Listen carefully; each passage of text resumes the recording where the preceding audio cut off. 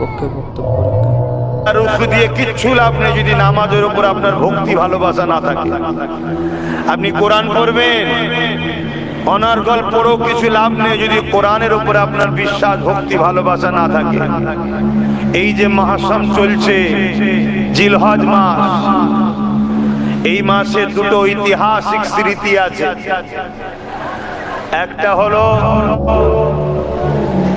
বাপ ইব্রাহিম আলাইহিস সালামকে আল্লাহ পরীক্ষা নিয়েছে, আর একটা বাপেরই স্মৃতি ইসলামের পঞ্চম স্তম্ভের মধ্যে একটা স্তম্ভ হজ, যেটা এই মাসে রয়েছে। তো সেই মাসে আপনারা বেশ কিছু মানুষ একত্রিত হয়েছি। সংক্ষেপ সময় আল্লাহ বলালে বলবো, তবে আমার কথা শুনে কয়েকটা ভাই চেয়ার থেকে নেমে পড়ল, কিন্তু এখনো দেখছি বেশ জন ছেলে চেয়ারে বসে আছে।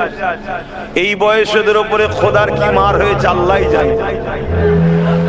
ওদের কোমরে খোদা গজব দিয়েছে নাকি আমি জানি না। আমার কথা কি খারাপ লাগে নাকি আপনাদের? আমি চাই দুষ্টু গরুর থেকে শূন্য গোল ভালো।